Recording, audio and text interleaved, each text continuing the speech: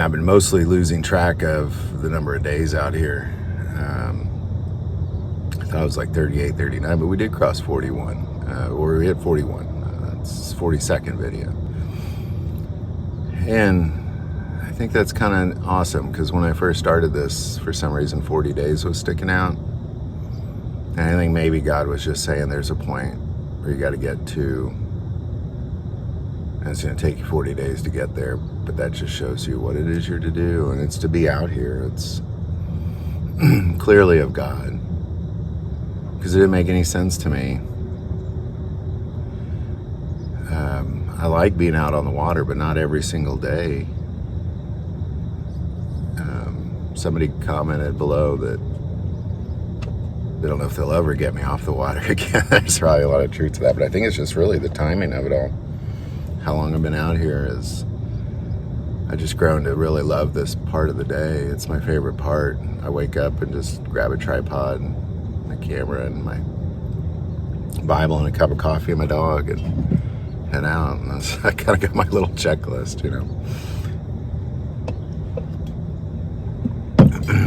I think that as Christians, I know everybody feels like they're in a different place as a Christian. There's religious leaders that think they're at the top.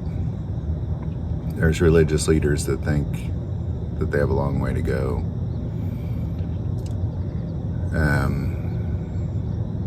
There's Christians that think that they do everything perfect. Shame on all those other Christians. There's Christians who are always striving to feed the hungry, clothe the naked, take care of the widows and the orphans, do the things that Jesus told them to do.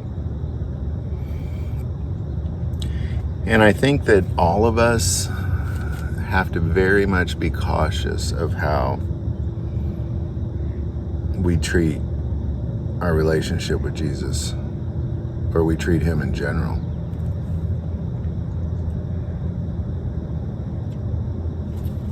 Just going to pick it up where we left off. Matthew 26:17. Now on the first day of the feast of the unleavened bread, the disciples came to Jesus saying to him, "Where do you want us to prepare for you to eat the Passover?" And he said, "Go into the city to a certain man and say to him, the teacher says, my time is at hand. I will keep the Passover at your house with my disciples." So the disciples did as Jesus had directed them, and they prepared the Passover. I find this interesting because,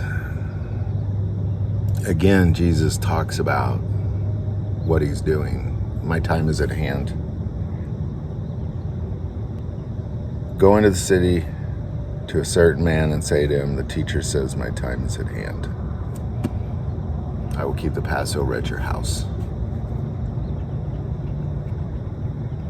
And I'm not really sure, even Judas, who was with him, heard all this.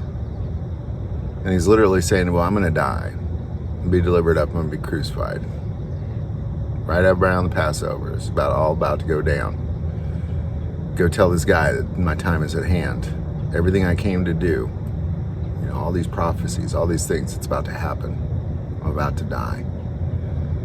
But yes, Judas totally missed it.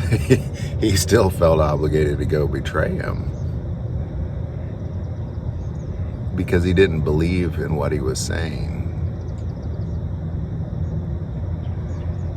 If I was after somebody and I was seeking revenge or seeking, I don't know, whatever it is, jealousy, whatever the reason, I'm trying to kill somebody or hurt somebody, if they told me that they were getting ready to die, I'd probably just let them be. Like, well, mission accomplished to some degree. So there's clearly this lack of belief in what it is he's saying he's there to do. And even the disciples that weren't going to betray him, they didn't really fully understand it either. They just, go tell this guy to go, you're going to eat at his house with the Passover, They missed the first part of the sentence. Go tell him that my time is almost past. And I think that as Christians, we neglect Jesus to such a degree that we're not doing the things he asks us to do for the most part.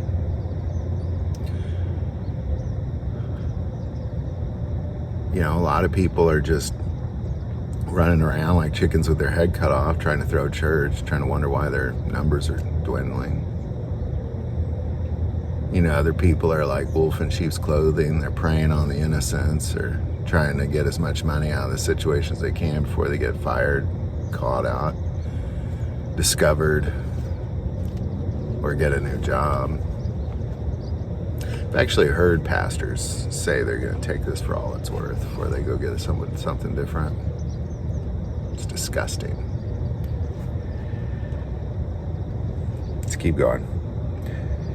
Now when the evening came, he sat down with the 12. Now as they were eating, he said, "Assuredly, I say to you, one of you will betray me." And they were exceedingly sorrowful.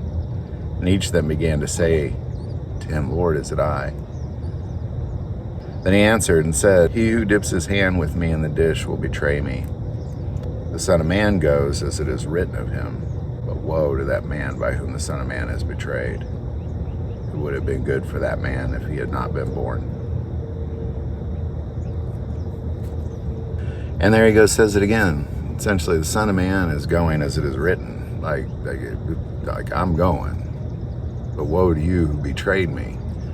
Ultimately saying what's happening is supposed to happen. You betraying me, Judas, is supposed to happen. But woe to you for doing it. It's really kind of an incredible moment if you think about it. That for thousands of years prior to this, prophecy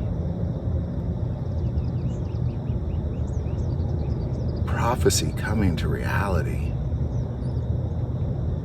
All those prophets talking about how the Son of Man will come and redeem mankind and be killed. And here he comes to do it. And he's saying, like, I'm here to do this. Like, this thing is going to happen. I came here to do this thing. But woe to you that causes it to happen. It's really a peculiar thing. I don't know about you, but it's kind of hard for me to almost wrap my head around this idea of using evil for good.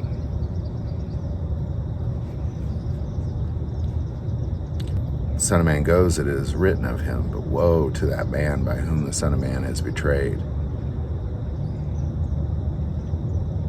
I think that we really have to do a check, regardless of where you are as a Christian. We really, myself, all of us, the Pope, everybody has to do a check on how they are treating Jesus. Because in the end, you could be doing evil things and you are advancing his kingdom. But woe to you who betrays him. Sure, you're advancing the kingdom. The Antichrist will advance the kingdom. He'll be trying to destroy the kingdom, but because of that, he'll be advancing the kingdom.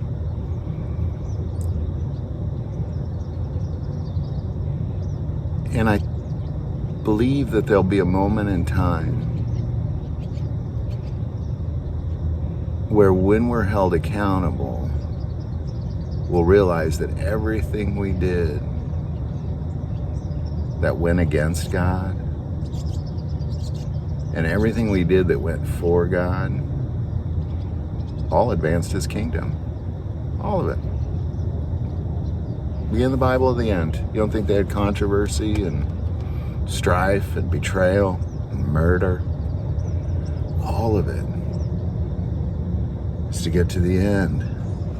All of it's to get to that moment when the kingdom of heaven is established here on earth as it is in heaven. It's what the whole story is about. It's what this part's about as well.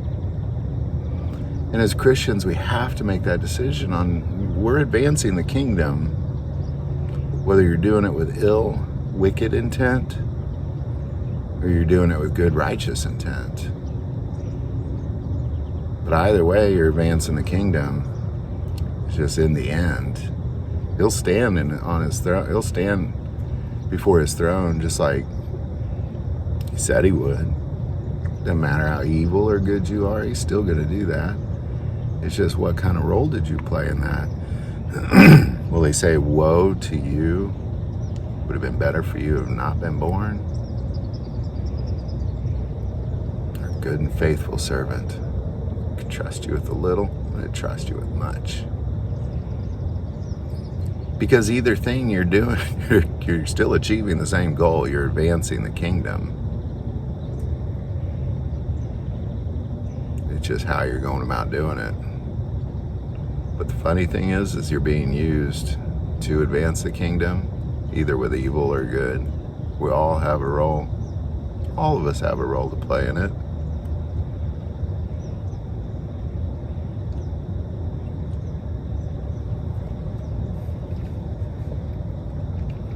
It's a bunch of, I'm going to turn you so you can see this.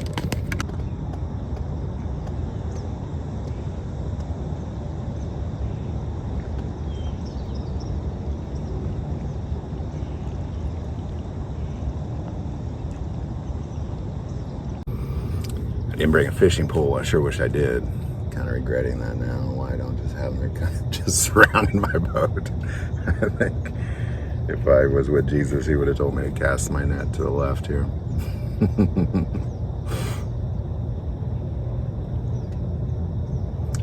We have to. We have to focus on a relationship with Jesus. We have to. And I don't mean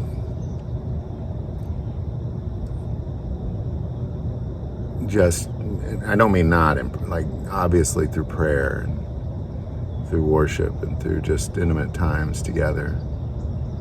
But I think that's what everybody that calls themselves a Christian does for the most part. I'm talking about the hands and feet part. What are we doing? I hate to go back to the doing part, but I think this is a great example of what Judas is actually doing is literally advancing the kingdom of heaven, just like he said it would, just like Isaiah said it would, just like Ezekiel said it would, just like Jeremiah said it would, and Zechariah, and even Moses, who wrote Genesis, said it would. All the way back to Adam and Eve, this is all this moment in time. And here it is, Judas is the one doing it. I don't know if I could think of a more terrifying realization. And I think that the decisions that we made in our life, when we realize how they advance the kingdom, whether it's through evil wickedness advancing the kingdom or your good intentions advancing the kingdom, I think it's going to be terrifying when you know. Just like Judas knew. He hung himself. When Satan left him, he hung himself. That's what Satan does. Comes in, destroys everything, and leaves you to just go kill yourself.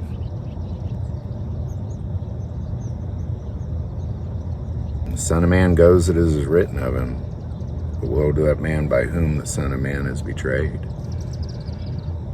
The Son of Man is returning just like it is written. Woe to that man who betrays him.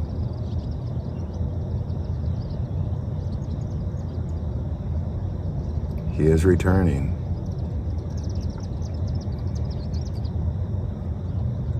And we have to prepare for that return. And every day that goes closer to that moment is one less day that we have to advance the kingdom of heaven in the way that a good son and daughter does for their father. Not be through betrayal, because you're still advancing it through betrayal. But through the righteous acts of the saints. He loves us. Loves us so much that he came and died for us. The Son of Man goes as it is written of him. Woe to that man by whom the Son of Man is betrayed.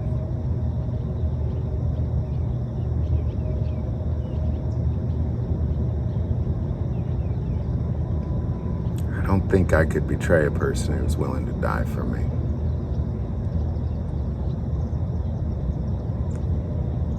Hope these videos are helping. If you like this video, click like and subscribe. Feel called to support this channel on the Patreon, that link is below. But the most important part of this channel, we take prayer requests, so please don't ever hesitate to send that in. Thank you for watching this episode of God, Family, and Guns. And as always, love God, love your family, and love guns.